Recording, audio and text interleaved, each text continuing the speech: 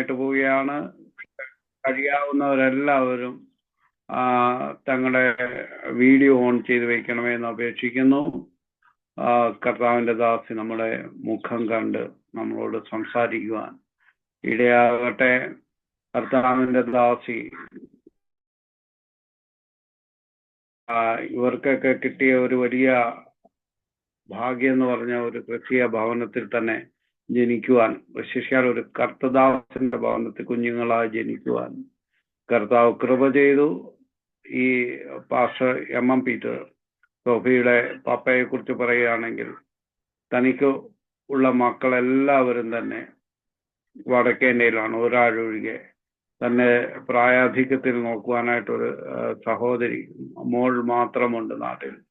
ബാക്കിയുള്ളവരെല്ലാവരും വടക്കേന്ത്യയിലായിരുന്നു. അവരും വടക്കേന്ത്യയിലായിരുന്നു. അപ്പത്തിന് വയ്യാതായിരുന്നുകൊണ്ട് അവർ മടങ്ങിയെത്തിയതാണ്. കർത്താവിനെ ആരാധിക്കുവാൻ, കർത്താവിനെ സ്തുതിക്കുവാൻ, കർത്താവിന്റെ സേവ ചെയ്യുവാൻ കർത്താവ് ഈ കുടുംബത്തെ മൊത്തമായി തിരഞ്ഞെടുത്തതിനായി നന്ദിയോടെ സ്തോത്രം ചെയ്യുന്നു. വിശേഷിയാൽ സോഫിയ ബീഹാറിൽ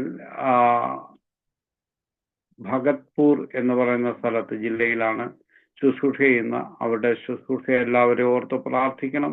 മുന്നോട്ടുള്ള സമയം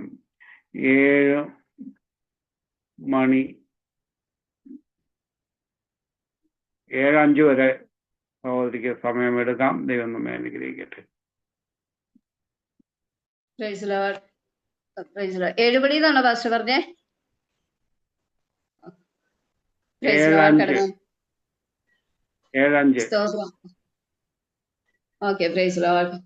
എല്ലാവർക്കും യേശുക്രിസ്തുവിന്റെ നാമത്തിൽ എന്റെ സ്നേഹവന്ദനം അറിയിക്കുന്നു.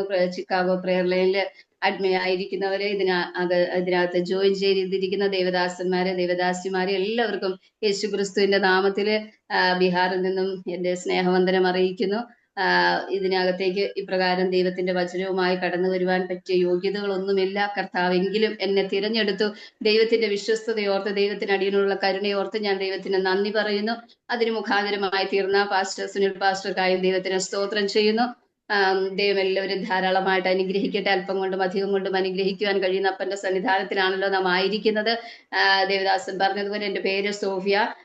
ഞാൻ ഒരു ക്രിസ്തീയ മാതാപിതാക്കളാൽ പ്രത്യേക കർത്താവിന്റെ വേല ചെയ്യുന്ന ഒരു ദേവദാസിന്റെ മകളായി ഭൂമിയിൽ ജനിക്കുവാൻ ദൈവം എനിക്ക് ഭാഗ്യം നൽകി തന്നു. ദൈവത്തിന്റെ എല്ലാ കരുണകൾക്കായി ദൈവത്തിന് ഞാൻ നന്ദി പറയുന്നു. ഞങ്ങൾ ഇവിടെ ബീഹാറിലെ ഭാഗൽപൂർ ഡിസ്ട്രിക്റ്റിലായിരിക്കുന്നു.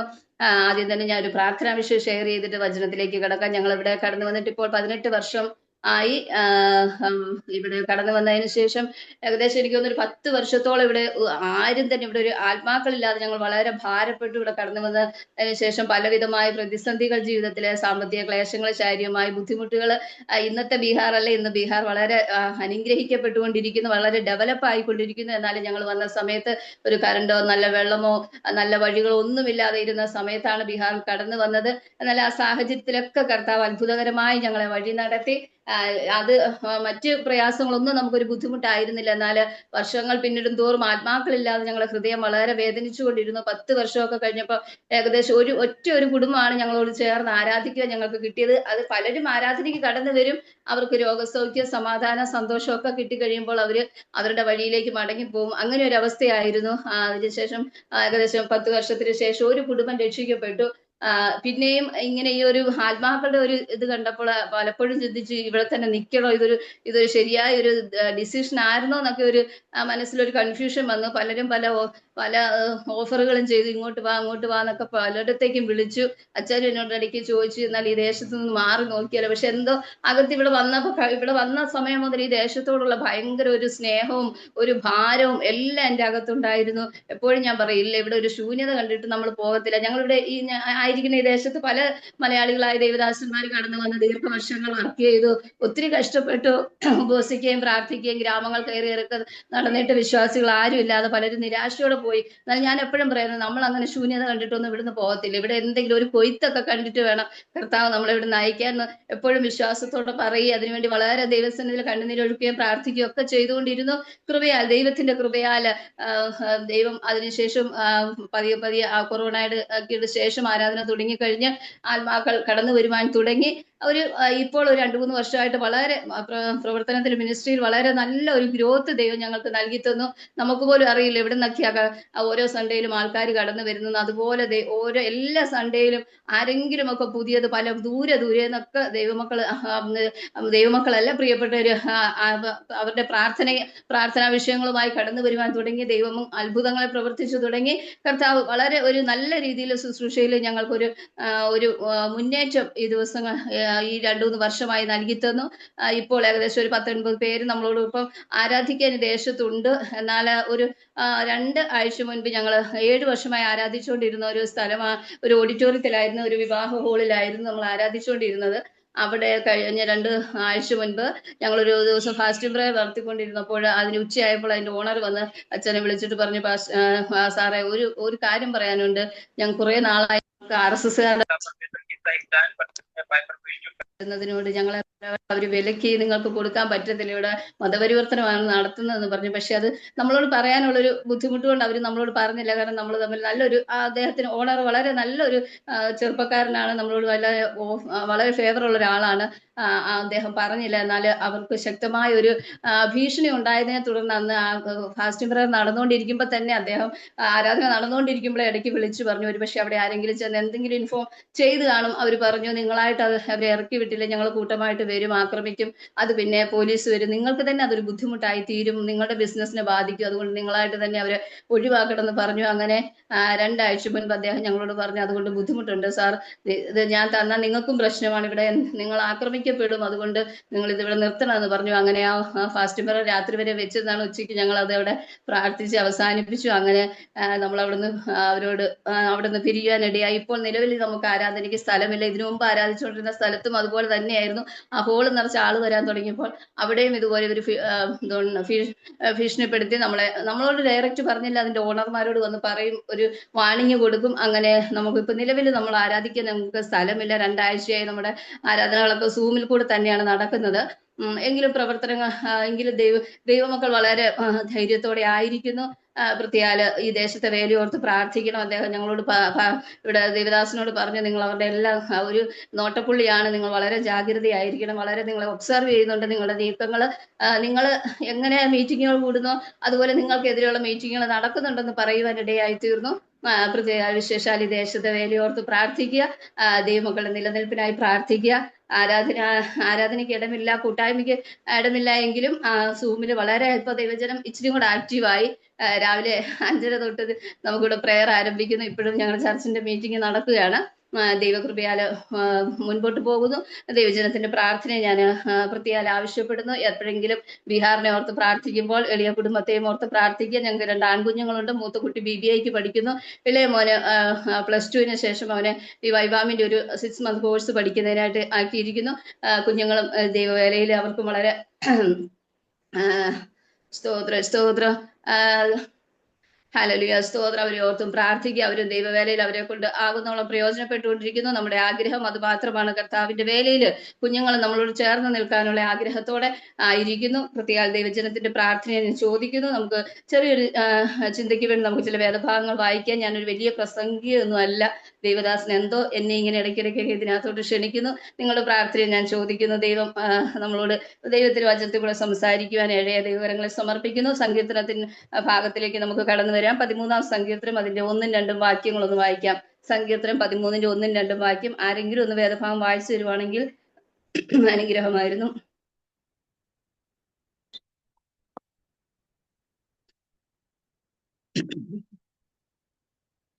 ഞാൻ തന്നെ വായിക്കാം. ആദ്യത്തെ വാക്യം 13-ാം സങ്കീർത്തനം 1-2 വാക്യം. യഹോവയെ എത്രത്തോളം നീ എന്നെ മറന്നുകൊണ്ടിരിക്കും? നീ എത്രത്തോളം നിന്റെ മുഖത്തെ ഞാൻ കാണാതെ വണ്ണം മറയ്ക്കും? എത്രത്തോളം ഞാൻ എൻ്റെ ഉള്ളിൽ വിചാരം പിടിച്ച് എൻ്റെ ഹൃദയത്തിൽ ദിവസം പ്രതി ദുഃഖം അനുഭവിക്കേണ്ടി വരും? എത്രത്തോളം എൻ്റെ ശത്രു എൻ്റെ മേൽ ഉയർന്നിരിക്കും? പ്രൈസ് ഗോഡ്, ഹല്ലേലൂയ, സ്തോത്രം. നമുക്കറിയാം ഈ വേദഭാഗം നമുക്ക് ഇതിന്റെ തലക്കെട്ടിൽ കൂടെ തന്നെ നമുക്ക് മനസ്സിലാക്കുവാൻ സാധിക്കുന്നു. ദാവീദിനാൽ എഴുതപ്പെട്ട സങ്കീർത്തനമാണ്. ഇതിന്റെ പശ്ചാത്തലവും നമുക്കറിയാം. ഞാൻ കാണുന്നു പലതും പാസ്റ്റർ എന്ന് എഴുതിയിരിക്കുന്നത് കൊണ്ട് അതുകൊണ്ട് തന്നെ ഈ ദേവദാസന്മാരാണ് ഇതിനകത്ത് ഇരിക്കുന്നത്. അതുകൊണ്ട് ഇതിന്റെ പശ്ചാത്തലം ഒന്നും ആരോടും പറയേണ്ട ആവശ്യമില്ല. എല്ലാവർക്കും വളരെ ആഴത്തിൽ ദൈവവചനം പഠിപ്പിക്കുന്ന ദേവദാസന്മാരൊക്കെയാണ് എന്റെ മുമ്പിൽ ഇരിക്കുന്നത്. എങ്കിലും ഏതെങ്കിലും ഒരു വചനമെങ്കിലും ആരോടെങ്കിലും ദൈവാത്മാവ് തീർച്ചയായിട്ടും സംസാരിക്കുമെന്ന് ഞാൻ വിശ്വസിക്കുന്നു. ഹല്ലേലൂയ, സ്തോത്രം. നമുക്കറിയാം ദാവീദ് ശൗലിനെ ഭയപ്പെട്ട് ഗുഹകളിലും കാടുകളിലും ഒക്കെ അലഞ്ഞു തിരിഞ്ഞ് നടക്കുന്ന ഒരു സന്ദർഭം. ഹല്ലേലൂയ, സ്തോത്രം, സ്തോത്രം, സ്തോത്രം. മല്ലനായ ദാവീദിനെ കൊന്നതിന് ശേഷം താന് എത്ര ഒരുപക്ഷെ വളരെ ഒരു അപ്രീസിയേഷൻ ഒക്കെ പ്രതീക്ഷിച്ച് വളരെ ചാരിതാർത്ഥ്യത്തോടെ ആയിരിക്കാം ദാവീദ് ശൗലിന്റെ അടുക്കലേക്ക് കടന്നു വന്നത്. ആ ഒരു വരവില് താൻ പ്രതീക്ഷിച്ചതൊന്നുമല്ല അവിടെ സംഭവിച്ചത്. കാരണം ആ ഒരു വിജയാഹ്ലാദത്തില് ഇസ്രായേൽ കന്യകമാർ ഒരു പാട്ട് പാടുവാൻ ഇടയായി തീർന്നു. ശൗൽ 1000 കൊന്നു, ദാവീദോ 10,000 കൊന്നു. ഈ ഒരു വാക്ക് ശൗലിന്റെ അകത്തേക്ക് കോപവും വിദ്വേഷവും എല്ലാം കടന്നു വരുവാൻ ഇടയായി തീരുകയും പിന്നീടുള്ള ശൗലിന്റെ ഏക ശ്രമം എന്ന് പറയുന്നത് ഏത് വിധേനയും ഈ വ്യക്തിയെ ഭൂമുഖത്തു നിന്ന് തുടച്ചു നീക്കുക എന്നതായിരുന്നു. Praise God. ചേർത്ത് നിർത്തുമെന്ന് പ്രതീക്ഷിച്ചവർ തള്ളിക്കളഞ്ഞു. ഹല്ലേലൂയ. ഇപ്പോൾ അവരുടെ ലക്ഷ്യം എങ്ങനെയെങ്കിലും ഇദ്ദേഹത്തെ ഒന്ന് വകവരുത്തുക, ഈ ഒരു വ്യക്തിയെ ഇല്ലായ്മ ചെയ്യുക എന്നുള്ള ലക്ഷ്യത്തോടുകൂടി ദാവീദിന്റെ പിന്നാലെ ശത്രുവായ ഹല്ലേലൂയ ശൗൽ ഇങ്ങനെ സഞ്ചരിക്കുകയാണ്.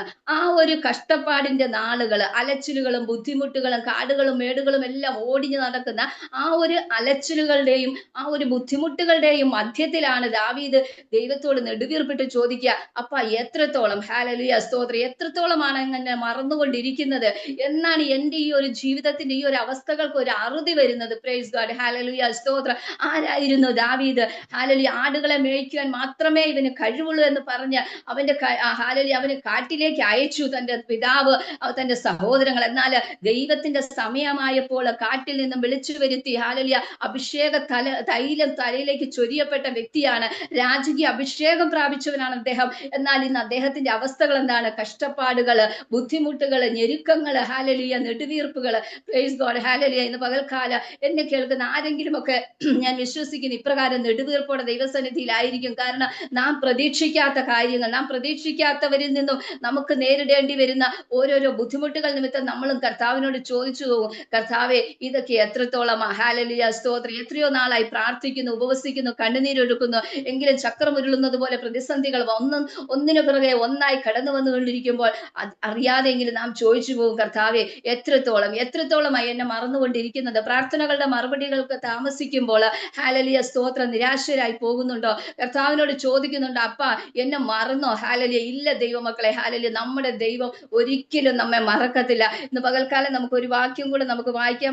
115 സങ്കീർത്തനം അതിന്റെ 12, 13 വാക്യങ്ങള്. 115 സങ്കീർത്തനം. യഹോവ നമ്മെ ഓർത്തിരിക്കുന്നു, അവൻ അനുഗ്രഹിക്കും. അവൻ ഇസ്രായേൽ ഗൃഹത്തെ അനുഗ്രഹിക്കും, അവൻ അഹരോൻ ഗൃഹത്തെ അനുഗ്രഹിക്കും.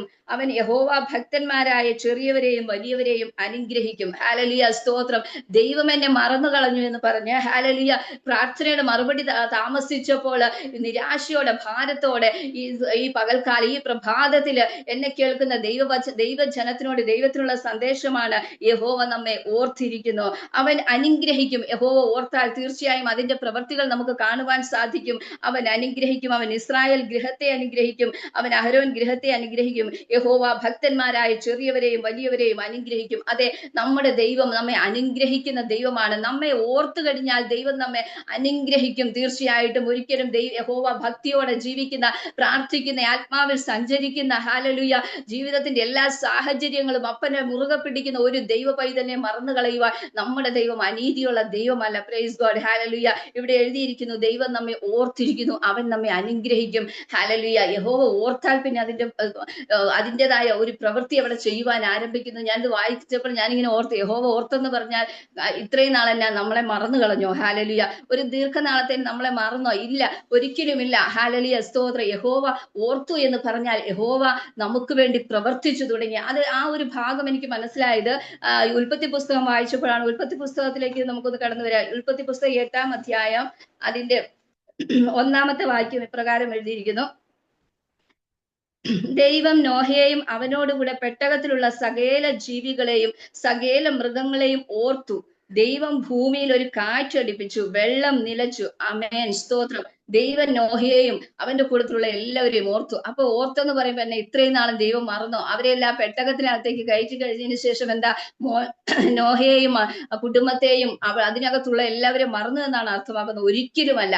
അവിടെ എഴുതിയിരിക്കുന്നു അവൻ ഓർത്തു കഴിഞ്ഞപ്പോൾ അവൻ ഓർത്തു എന്നതിന്റെ അർത്ഥം ഇതാണ്, അവൻ അവർക്ക് വേണ്ടി പ്രവർത്തിച്ചു തുടങ്ങി. ദൈവത്തിന്റെ സമയത്ത് ദൈവം പ്രവർത്തിച്ചു തുടങ്ങി. അവിടെ എഴുതിയിരിക്കുകയാണ് ദൈവം ഭൂമിയിൽ ഒരു കാറ്റ് അടുപ്പിച്ചു, വെള്ളം നിലച്ചു. പ്രൈസ് ഗോഡ്, ഹാലലുയ.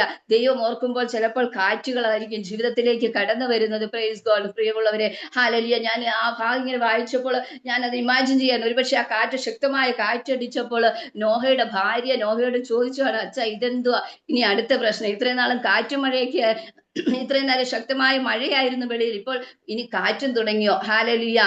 എന്തെങ്കിലും ശബ്ദം കേൾക്കുന്നുണ്ടോ അച്ചായോ? കാരണം അച്ചായനല്ലേ ദൈവശബ്ദം എപ്പോഴും കേൾക്കുന്ന. അമ്മാമ ഇതുവരെ ഒന്നും കേട്ടില്ല. അതുകൊണ്ട് ഒരുപക്ഷെ അമ്മാമ ചോദിച്ചു കാണും, ഇനി എന്താ, എന്തെങ്കിലും പറഞ്ഞോ, അപ്പനെന്തെങ്കിലും പറഞ്ഞോ? ഇനി ഹാലലുയ, പുതിയൊരു പ്രശ്നം കടന്നു വരുന്നല്ലോ. കാറ്റ്, ഓളങ്ങൾ, തിരമാലകൾ, ആകപ്പാടെ അതിനകത്ത് ഇനിയും എത്ര നാള് ഈ ആകാശവും ഭൂമിയും കാണാതെ, മനുഷ്യ സമ്പർക്കമില്ലാതെ ഇനിയും എത്ര കാലം ഇതിനകത്ത് ജീവിക്കേണ്ടി വരും അച്ചായ എന്നൊക്കെ ഒരുപക്ഷെ അമ്മാമ ചോദിച്ചു കാണും. ഹാലലുയ, സ്തോത്രം. എന്നാൽ ദൈവം അവിടെ ആ ഒരു കാറ്റടിപ്പിച്ചത് ഒരിക്കലും അവരെ തകർക്കുവാനല്ല. നമ്മുടെ ജീവിതത്തിലേക്ക് പലപ്പോഴും കാറ്റുകളും പ്രതിസന്ധികളും ജീവിതത്തിൽ കടന്നു വരുമ്പോൾ നാം ചിന്തിക്കും, കർത്താവെ ഇനിയും അടുത്ത പ്രതിസന്ധിയോ, ഇനിയും ഇതിനെ എപ്രകാരം തരണം ചെയ്യും? എന്നാൽ അവിടെ എഴുതിയിരിക്കുന്നു ദൈവം ഭൂമിയിൽ ഒരു കാറ്റടിപ്പിച്ചു, വെള്ളം നിലച്ചു. ഹാലലുയ. ആ പർവ്വതത്തിൽ അത് ആ ഹാലലുയ പെട്ടകം ഉറയ്ക്കുവാനിടയായി തീർന്നു. Praise God. പലപ്പോഴും നമ്മുടെ ജീവിതത്തെ ഉറപ്പിക്കുവാനും ഹാലലുയ പല കാറ്റുകളും പ്രതിസന്ധികളും നമ്മുടെ ജീവിതത്തിലേക്ക് ആഞ്ഞടിച്ചു വരുവാനും ഹാലലുയ സാധ്യതയുണ്ട്. പ്രിയമുള്ളവരെ, ഒരിക്കലും ഇതൊന്നും കണ്ട് നാം തകർന്നു പോകരുത്. ദൈവം നമ്മെ തീർച്ചയായിട്ടും ഓർത്തിരിക്കുന്നുവെങ്കിൽ ദൈവം നമ്മെ അനുഗ്രഹിക്കും. നമ്മുടെ അവസ്ഥകൾക്ക് ഭേദം വരുത്തുവാൻ സർവശക്തനായ ദൈവം നമ്മോട് കൂടെയുണ്ടെന്ന് ഇന്ന് രാവിലെ ഒരിക്കൽ കൂടി നമുക്ക് ഉറയ്ക്കുവാനിടയായി തീരട്ടെ. നമ്മുടെ ജീവിതത്തിൽ കടന്നു വരുന്ന പ്രതിസന്ധികളോ കാറ്റുകളെ നമ്മളെ തകർത്ത് കളയല, മറിച്ച് നമ്മെ ഹാലലു ഉറപ്പിക്കും. ദൈവത്തിന്റെ വഴി, ഹാലലുയ, യഹോവയുടെ വഴി ചുഴലിക്കാറ്റിലും കൊടുങ്കാറ്റിലും ഉണ്ടെന്ന് ദൈവത്തിന്റെ വചനത്തിലൂടെ നമുക്ക് വായിക്കുവാൻ ഹാലലുയ സാധിക്കുന്നു. ആകയാൽ നമുക്ക് ഉറയ്ക്കാം ഈ പകൽക്കാലം. ഹാലലുയ, എന്നെ ഉറപ്പിക്കുവാനുള്ള ചില കാറ്റുകളാണ് ഇപ്പോൾ ജീവിതത്തിലേക്ക് ആഞ്ഞടിച്ചുകൊണ്ടിരിക്കുന്നത്. Price God, hallelujah. വീണ്ടും നമുക്കറിയാം ഈ ഒരു പുസ്തകം ബൈബിൾ നമ്മൾ വായിക്കുമ്പോൾ ഒരിക്കലും ദാവീദ് മാത്രമൊന്നും അല്ല ഇപ്രകാരം ചോദ്യം ചോദിച്ചത്. ഞാൻ പല ഭാഗത്തും കണ്ടിട്ടുണ്ട്. ഹബക്കൂക്കിന്റെ പ്രവചനത്തിലും ആ ഒരു ഭാഗം തുടങ്ങുമ്പോൾ അവിടെയും ആ ഒരു അയ്യം വിളിക്കുന്നു, കർത്താവ് എത്രത്തോളം അങ്ങനെ മറന്നുകൊണ്ടിരിക്കും. അങ്ങനെ ഒരു ഭാഗം അവിടെയും വായിക്കുവാൻ സാധിക്കുന്നു. മറ്റൊരു വേദഭാഗത്തിലേക്ക് കടന്നു വരാം. ഇയ്യോബിന്റെ പുസ്തകത്തിലേക്ക് കടന്നു വരുമ്പോൾ ഇയ്യോബ് 13-ാം അധ്യായത്തിന്റെ 24-ാം വാക്യത്തിലേക്ക് ഒന്ന് കടന്നു വരാം. ആർക്കെങ്കിലും കിട്ടുവാണെങ്കിൽ ഒന്ന് വായിച്ച് സഹായിക്കണമേ.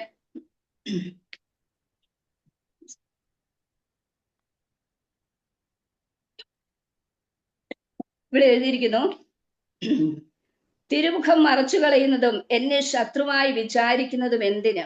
ഹല്ലേലൂയ. ഇയ്യോബും ദൈവത്തോട് ഒരു ചോദ്യം ചോദിക്കുകയാണ്, കർത്താവെ തിരുമുഖം മറച്ചുകൊള്ളതും എന്നെ ശത്രുവായി വിചാരിക്കുന്നതും എന്തിന്? നമുക്കറിയാം ഈ ഇയ്യോബിന്റെ പുസ്തകം 13-ാം അധ്യായത്തിന്റെ അതിന് 20 മുതൽ ഈ 14-ാം അധ്യായത്തിന്റെ വാക്യങ്ങള് ഇയ്യോബും ദൈവവുമായുള്ള ഒരു നമുക്ക് കാണുവാൻ സാധിക്കുന്നു. അതിനിടയ്ക്ക് അവിടെ ദൈവത്തോട് ഇയ്യോബ് വാസ്തവമായി ചോദിക്കുകയാണ്, തിരുമുഖം മറച്ചുകൊള്ളുന്നതും എന്നെ വിചാരിക്കുന്നത് ജീവിതത്തിന്റെ ആ ഒരു വലിയ കഷ്ടതയുടെ നടുവിൽ എനിക്ക് താങ്ങുവാൻ കഴിയാതെ വണ്ണം തന്റെ ശരീരവും മനസ്സുമെല്ലാം താനും നെടുവീർപ്പിട്ട് ദൈവത്തോട് ചോദിക്കുകയാണ്, അപ്പ ഹാലലിയ മറച്ചുകൊള്ളുന്നത് എന്നെ ഒരു ശത്രുവായിട്ട് വിചാരിക്കുന്നതൊക്കെ എന്തിനാ? ഇത്രത്തോളം എന്റെ ജീവിതത്തിലേക്ക് പരിശാനികൾ, എന്തിനാ ഇത്രത്തോളം ഹാലലിയ എന്റെ ജീവിതത്തിൽ കഷ്ടതകൾ? ഹാലലിയ പലപ്പോഴും നമ്മളൊക്കെ ഇങ്ങനെ ചോദിച്ചു പോകും അല്ലെ ദൈവമൊക്കെ. സ്തോത്ര. ദൈവദാസന്മാരാണെങ്കിലും അനേകരെ നമ്മൾ ഉറപ്പിക്കുന്നവരാണ്, വചനത്തിൽ കൂടി അനേകരെ ഉറപ്പിക്കുന്നു. എന്നാൽ നമ്മുടെ ജീവിതത്തിലേക്ക് പ്രതിസന്ധി കടന്നു വരുമ്പോൾ നമ്മളെ ഉറപ്പിക്കാൻ ആരുമില്ല, നമുക്ക് സ്വയം ഹാലലിയ നമുക്ക് പറ്റുന്നില്ല, പലപ്പോഴും തളർന്നു പോകുന്ന ഒരു അവസ്ഥ. എന്നാൽ അപ്രകാരം അയ്യോബ് ചോദിക്കുകയാണ്. 14-ാം അധ്യായത്തിന്റെ 1-ാം വാക്യത്തിലും ഒക്കെ ഇയ്യോബിന്റെ ഒരു നെടുവീർപ്പിന്റെ ശബ്ദമാണ്, സ്ത്രീ പ്രസവിച്ച മനുഷ്യൻ അല്പായുസുള്ളവനും കഷ്ടസമ്പൂർണനുമാകുന്നു. അവിടെ അവിടെ ഇയ്യോബ് പറയാം, എന്റെ ദൈവമേ ആകപ്പാട് ഒരു ഇച്ചിരി ആയുസല്ലേ ഈ ഭൂമിയിലുള്ള, അതൊന്ന് സമാധാനത്തോടെ ജീവിക്കാൻ അനുവദിച്ചുകൂടെ? അങ്ങനെയൊക്കെ ഒരു ചോദ്യമാണ് ആ ഭാഗത്ത് നിന്ന് നമുക്ക് മനസ്സിലാക്കുവാൻ കഴിയുന്നത്. പ്രിയമുള്ളവരെ, ഹല്ലേലൂയ, സ്തോത്രം. എന്നാൽ നമുക്കറിയാം ഈ കഷ്ടതയുടെ ആധിക്യത്തില് ഇപ്രകാരമൊക്കെ ഇയ്യോബ് ചോദിക്കുന്നുവെങ്കിലും ഇയ്യോബിന്റെ ഒരു തീരുമാനം അവിടെ കാണുവാൻ സാധിക്കുന്നു. അതിന്റെ ആ അധ്യായത്തിൽ തന്നെ അതിന്റെ 15-ാമത്തെ വാക്യത്തിൽ എഴുതിയിരിക്കുകയാണ്, അവൻ എന്നെ കൊന്നാലും ഞാൻ അവനായി തന്നെ കാത്തിരിക്കും. ഹല്ലേലൂയ, സ്തോത്രം. അവൻ എന്നെ കൊന്നാലും ഞാൻ അവനായി കാത്തിരിക്കും. നമുക്ക് എത്ര പേർക്ക് രാവിലെ ഈ ഒരു തീരുമാനം നമുക്ക് ദൈവസന്നിധിയിൽ വീണ്ടും ഒന്ന് എടുക്കുവാൻ കഴിയും? പലപ്പോഴും നാം പറയും ഹല്ലേലൂയ, എങ്കിലും ഹല്ലേലൂയ യോബിനെ പോലെ നമുക്കും പറയുവാൻ കഴിയട്ടെ, അവൻ എന്നെ കൊന്നാലും ഞാൻ അവനായി കാത്തിരിക്കും. എന്റെ പ്രാർത്ഥനയ്ക്ക് മറുപടി കിട്ടിയാലും ഇല്ലെങ്കിലും ഹല്ലേലൂയ ഞാൻ എന്റെ കർത്താവിനായിട്ട് തന്നെ കാത്തിരിക്കും. പ്രൈസ് ഗോഡ്, ഹല്ലേലൂയ. ചന്ദ്രകമേശ് അബേദ്രവ് പറഞ്ഞ പോലെ ഞങ്ങളുടെ ദൈവം ഞങ്ങളെ വിടുവിക്കും. ഇല്ലെങ്കിലും ഹല്ലേലൂയ നീയുമായിട്ടൊരു ഹല്ലേലൂയ കൂട്ടായ്മയ്ക്ക് ഞങ്ങളില്ല. ഹല്ലേലൂയ നമുക്കും ദുഷ്ട പിശാചിനോട് പറയുവാൻ കഴിയണം, പിശാചെ നീ ഞങ്ങളുടെ ജീവിതത്തിൽ എന്തെല്ലാം കൊണ്ടിട്ടാലും ഞങ്ങളുടെ ദൈവം ഞങ്ങളെ വിടുവിക്കും. അഥവാ വിടുവിച്ചില്ല, ഞങ്ങൾ ഈ പ്രതിസന്ധിയിൽ ഹല്ലേലൂയ ഇപ്രകാരം ഞങ്ങൾ ഹല്ലേലൂയ ആയിരിക്കുവാൻ ദൈവത്തിന്റെ ഹിതമാണെങ്കിൽ പോലും പിശാചെ നീയുമായി ഞങ്ങൾക്കൊരു കോംപ്രമൈസ് ഇല്ല. ഹല്ലേലൂയ നാം ദൈവസന്നിധിയിൽ ഒരു തീരുമാനം എടുക്കുവാൻ കഴിയട്ടെ. ഹല്ലേലൂയ അവൻ എന്നെ കൊന്നാലും ഹല്ലേലൂയ ഞാൻ അവനായി തന്നെ കാത്തിരിക്കും. Praise God, hallelujah. ഈ ഒരു തീരുമാനത്തിൽ ഉറച്ചു നിന്ന ഹല്ലേലൂയ ഇയ്യോബിന്റെ ജീവിതത്തെ പറ്റി നമുക്ക് പഠിക്കുമ്പോൾ നമുക്ക് കാണുവാൻ സാധിക്കുന്നു. ഒരിക്കലും ആ ഒരു വലിയ പ്രതിസന്ധിയുടെ മധ്യത്തിലും അവൻ എന്നെ കൊന്നാലും ഞാൻ അവനെ കാത്തിരിക്കുമെന്ന് പറഞ്ഞ ആ ഒരു ഇയ്യോബിന്റെ ജീവിതം ഒരിക്കലും കഷ്ടത കൊണ്ട് അവസാനിച്ചില്ല. ഹല്ലേലൂയ, സ്തോത്രം. അതാണ് ദൈവത്തിന്റെ നീതി. ഹല്ലേലൂയ. അവിടെ നമുക്ക് ആ 42-ാം അധ്യായത്തിലേക്ക് ഒന്ന് പോകാം. 42-ാം അധ്യായത്തിന്റെ 9-ാം വാക്യത്തിന്റെ ലാസ്റ്റ് ഭാഗങ്ങളൊന്ന് വായിച്ചു തരുമോ? 42-ന്റെ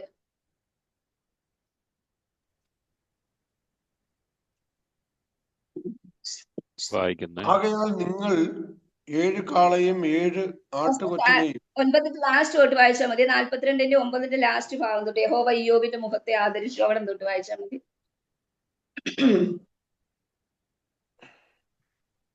42-ന്റെ 9-ന്റെ ലാസ്റ്റ് ഭാഗം വായിച്ചാൽ മതി.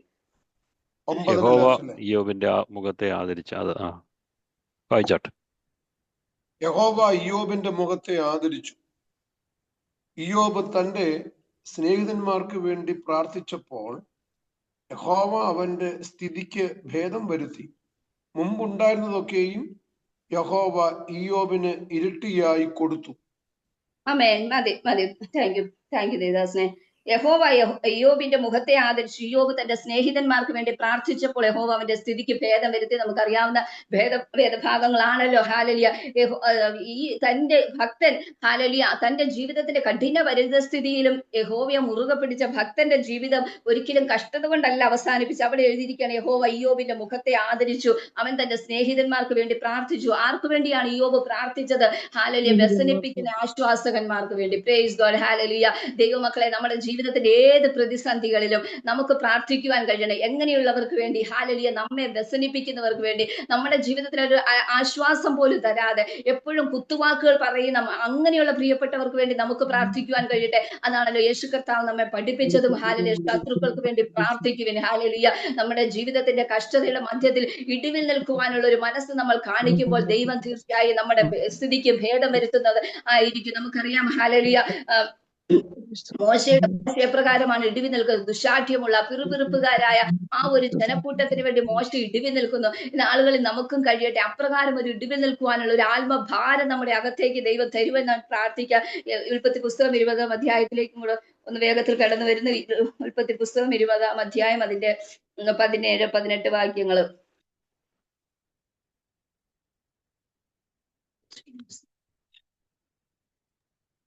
അബ്രഹാം ദൈവത്തോട് അപേക്ഷിച്ചു.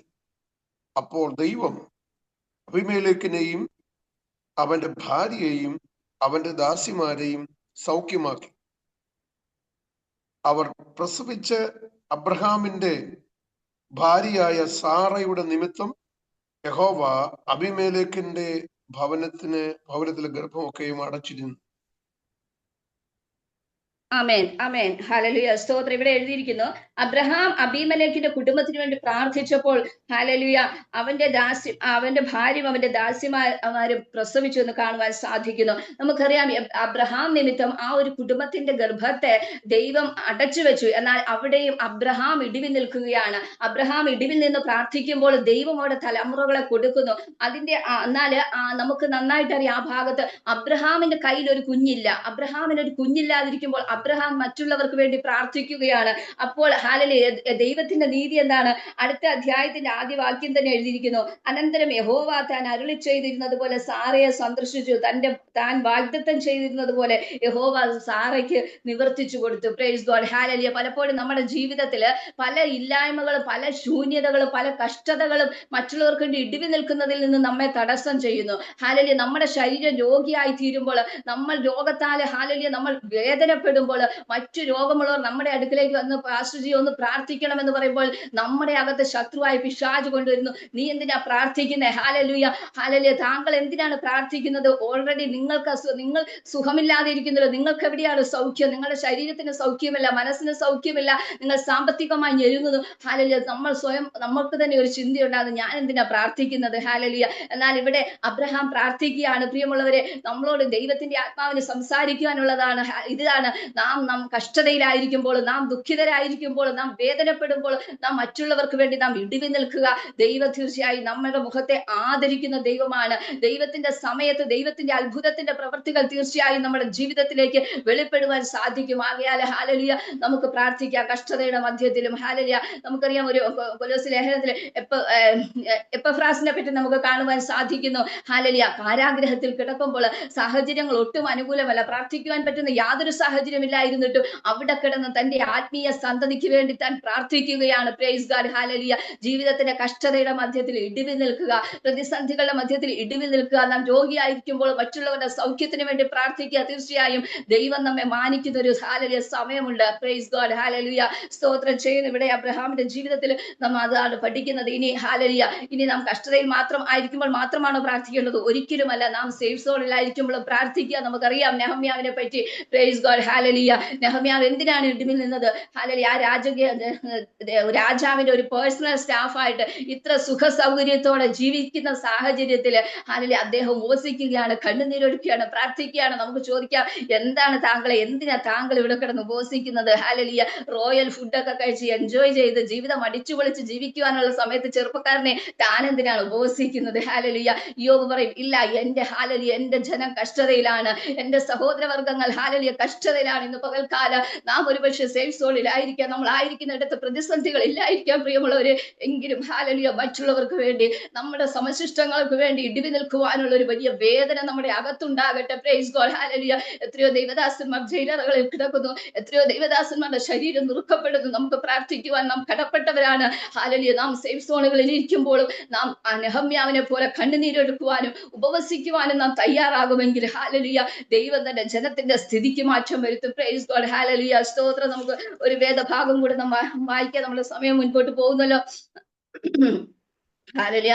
നമ്മൾ വായിച്ച സങ്കീർത്തനത്തിലോട്ട് തന്നെ മടങ്ങി വരുവാൻ ആഗ്രഹിക്കുന്നു. 13-ാം സങ്കീർത്തനത്തിന്റെ 4-ാമത്തെ വാക്യം, ഞാൻ അവനെ തോൽപ്പിച്ചു കളഞ്ഞു എന്ന് എന്റെ ശത്രു പറയരുതേ, ഞാൻ ഭ്രമിച്ചു പോകുന്നതിനാൽ എന്റെ വൈരികൾ ഉല്ലസിക്കുകയും വരുതേ. പ്രൈസ് ഗോഡ്, ഹാലലിയ. ഇവിടെ ഇതാ സങ്കീർത്തനക്കാരന്റെ പ്രാർത്ഥനയാണ് ദൈവത്തോട്. അപ്പ ഞാൻ അവനെ തോൽപ്പിച്ചു കളഞ്ഞു എന്ന് എന്റെ ശത്രു പറയാൻ ഇടയാകരുത്. ഒരിക്കലും എന്റെ ശത്രു എന്റെ മേലെ ജയം ഘോഷിക്കുവാൻ ഇടയാകരുത്. പ്രിയമുള്ളവരെ, ദൈവം നമ്മെ വിളിച്ചിരിക്കുന്നത് തോൽക്കുവാനല്ല. ഹാലലിയ. നമ്മെ ജയിപ്പിച്ച കർത്താവ്, ജയിച്ച കർത്താവിനെയാണ് നാം പിൻപറ്റുന്നത്. നമ്മെ ജയത്തിൽ നിർത്തിയിട്ടാണ് നമ്മുടെ കർത്താവ് പോയിരിക്കുന്നത്. ഹാലലിയ. ഇനിയും ഹാലലിയ നമ്മെ നാം നിരന്തരം നമ്മുടെ ജീവിതത്തിലേക്ക് നമ്മെ തോൽപ്പിച്ചു കളയുവാനായി ശത്രു കൊണ്ടുവരുന്ന സകല കാര്യങ്ങളെയും വെട്ടിമാറ്റിക്കൊണ്ട് ജീവിതത്തിൽ നാം ജയത്തിൽ തുടരുവാനാണ് ദൈവം നമ്മെ പറ്റി ആഗ്രഹിക്കുന്നത്. റെവലേഷനകത്ത് വെളിപ്പാട് പുസ്തകത്തിൽ 3-ാം അധ്യായത്തിന്റെ 21-ാം വാക്യത്തില് ഇപ്രകാരം വായിക്കാൻ സാധിക്കുന്നു. 3:21 ജയിക്കുന്നവന് ഞാൻ എന്നോടുകൂടെ എന്റെ സിംഹാസനത്തിൽ ഇരിപ്പാൻ വരം നൽകും, ഞാനും ജയിച്ചു എന്റെ പിതാവിനോടുകൂടെ അവന്റെ സിംഹാസനത്തിൽ ഇരുന്നത് പോലെ തന്നെ. അതെ, നമ്മുടെ കർത്താവിന് നമ്മളെ കുറിച്ചുള്ള ആഗ്രഹം ഇതാണ്. പലപ്പോഴും ശത്രു നമ്മളെ തോൽപ്പിച്ചു കളയുവാനായി ശ്രമിക്കുന്നു. നമ്മുടെ ജീവിതത്തിലേക്ക് കഷ്ടത കൊണ്ടുവരുമ്പോൾ അവന്റെ ആശയം എന്താണ്? നമ്മെ തോൽപ്പിച്ചു കളയണം. നമുക്കറിയാം, യോബിന്റെ ജീവിതത്തിലേക്ക് കഷ്ടത കൊണ്ടുവന്നപ്പോൾ ശത്രുവിന്റെ ഇച്ഛ എന്തായത്, ശത്രുവിന്റെ ചിന്ത എന്തായിരുന്നു എന്ന് വിചാരിച്ചാല് 1-ാം അധ്യായത്തിന്റെ 11-ാം വാക്യത്തിൽ വായിക്കുന്നു, തൃക്കൈ നീട്ടി അവനുള്ളതൊക്കെയും ഒന്ന് തൊടുക, അവൻ നിന്നെ മുഖത്ത് നോക്കി ത്യജിച്ചു പറയും. പിശാചിന് ഇത്രേ ഉദ്ദേശമുള്ളൂ. ഹാലലൂയ. നമ്മുടെ ശരീരത്തെ തകർക്കുമ്പോൾ, നമ്മുടെ സാമ്പത്തിക മണ്ഡലത്തെ തകർക്കുമ്പോൾ നാം നമ്മുടെ ദൈവത്തെ ഒന്ന് ഹാലല തള്ളിപ്പറയണം. നമ്മുടെ വിശ്വാസം ചോർന്നു പോകണം, നമ്മുടെ പ്രത്യാശ നഷ്ടപ്പെട്ടു പോകണം. ഹാലലൂയ. ആത്യന്തികമായി നമ്മെ നിത്യതയിൽ നിന്ന് നമ്മെ അകറ്റി കളയുക എന്ന പന്ന പിശാചിന്റെ ഹാലലിയ ആ ഒരു തന്ത്രത്തെ നാം തിരിച്ചറിയേണ്ടിയിരിക്കുന്നു. ഹാലലിയ. ആകയാൽ നമുക്ക് ഉറച്ചു നിൽക്കാൻ പ്രിയമുള്ളവരെ, നാം ജയിക്കണം. നാം ജയിച്ചു മുന്നേറുവാനായി കർത്താവ് നമ്മെ ഹാലലിയ ആഗ്രഹിച്ചു കൊണ്ടിരിക്കുമ്പോൾ ഹാലലിയ നാം അതിനുവേണ്ടി തന്നെ മുന്നേറണം. നമുക്കറിയാം, യോബിന്റെ പുസ്തകത്തിൽ തന്നെ ഒരു വാക്യം കൂടെ വായിക്കുവാൻ ആഗ്രഹിക്കുന്നു. യോബ് 42-ാം അധ്യായത്തിന്റെ 1-2 വാക്യങ്ങൾ എഴുതിയിരിക്കുന്നു.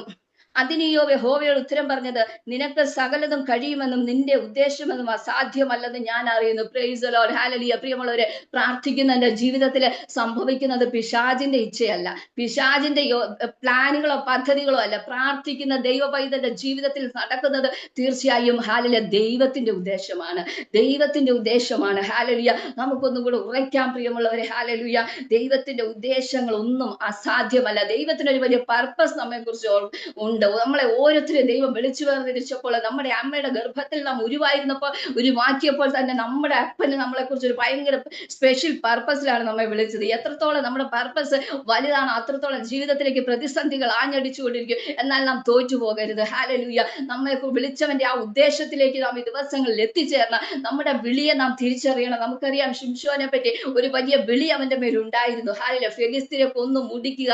എന്നാൽ ഹാലില വിളിയിൽ അവൻ ഉറച്ചു നിൽക്കുവാൻ കഴിഞ്ഞോ? ഇല്ല. ദലീലയുടെ മടിയിൽ കിടക്കുകയാണ്. ആരെ തകർക്കുവാനായി ദൈവം അവനെ വിളിച്ചോ, ഇപ്പോൾ അവരുടെ മടിയിൽ കിടന്നുറങ്ങുകയാണ്.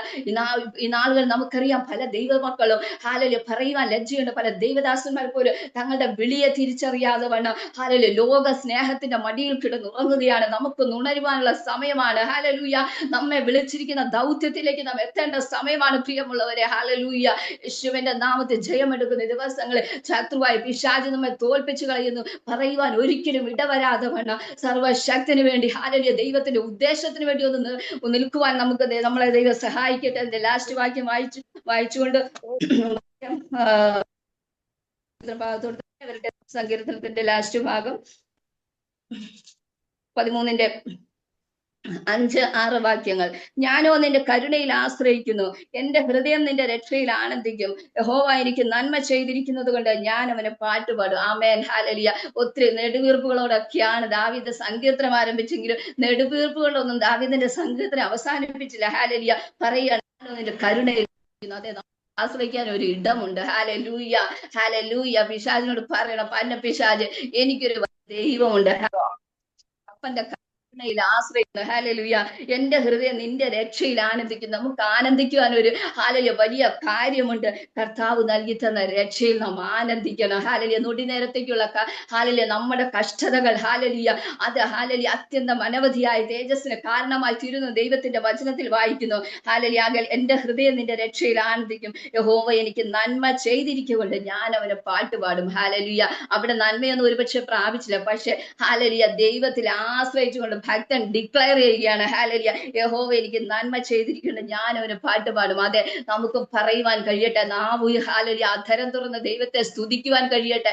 ഹാലലിയ. ജീവിതത്തിലെ കഷ്ടതകളെ നോക്കി നെടുവീർപ്പിട്ട കരഞ്ഞ് കണ്ണുനീരൊഴുക്കി ഇരിക്കുവാനല്ല ദൈവം നമ്മളെ കുറിച്ച് ആഗ്രഹിക്കുന്നത്. ഹാലലൂയ. യഹോവ എനിക്ക് നന്മ ചെയ്തു. അതെ, നമ്മുടെ ദൈവം നമുക്ക് നന്മ ചെയ്തിരിക്കുന്നുണ്ട്. നമുക്ക് പാട്ടുപാടുവാൻ കഴിയട്ടെ. ഹാലലൂയ. ഇന്ന് പകൽക്കാലം നമ്മുടെ നാവിനെ അതിനായി സമർപ്പിക്കുക, നമ്മുടെ അധരത്തെ സമർപ്പിക്കുക. ദൈവത്തിന്റെ വചനത്തിൽ ആശ്രയിക്കുക. ദൈവം നമുക്ക് ചെയ്യുവാനുള്ള നന്മയെ ഹാലലൂയ ആ ഭാവിയെ നോക്കി പുഞ്ചിരിക്കുവാൻ നമുക്ക് കഴിയട്ടെ ദൈവമക്കളെ. ഹാലലൂയ. ശത്രു പലപ്പോഴും ആഗ്രഹിക്കുന്നു നാം ഇങ്ങനെ കണ്ണുനീരൊഴുകി എവിടെയെങ്കിലും ഒക്കെ ചൂരച്ചെടിയുടെ ചുവട്ടിൽ ഇരിക്കുവാനായിട്ട്. എന്നാൽ ഹാലലൂയ ഈ ദിവസങ്ങളിൽ ഹാലലൂയ ശക്തമായി നമുക്കൊന്ന് ഉണരാം, നമുക്ക് എഴുന്നേൽപ്പിക്കാം. നമ്മെ ഏൽപ്പിച്ച ദൗത്യത്തിലേക്ക് ഹാലലൂയ നമുക്കൊന്ന് എത്തിച്ചേരുവാൻ സർവശക്തനായ ദൈവം നമ്മെ സഹായിക്കട്ടെ. അതെ, യഹോവയുടെ ഉദ്ദേശങ്ങളൊന്നും അസാധ്യമല്ലെന്ന് ഞാൻ അറിയുന്നു. ആമേൻ. ഹാലലിയ. ആദ്യാല് നമുക്ക് അപ്പനിൽ ആശ്രയിക്കാം. ഹാലലിയ. നമുക്ക് അധരം തുറന്ന് ഹാലലിയ നന്മയെ വിളിച്ചു വരുത്താം. ഹാലലൂയ. സ്തോത്രം. ഇന്ന് പകൽക്കാലം എനിക്ക് സമയം നൽകി തന്ന ദൈവദാസനോടുള്ള പ്രത്യേക നന്ദിയെ സ്നേഹത്തെ അറിയിക്കുന്നു. ഇത്രത്തോളം ദൈവസന്നിധിയിലായിരുന്ന എല്ലാവർക്കും എന്റെ സ്നേഹവും വന്ദനവും അറിയിക്കുന്നു. തുടർന്ന് ഓർത്ത് പ്രാർത്ഥിക്കണമേ. Thank you all.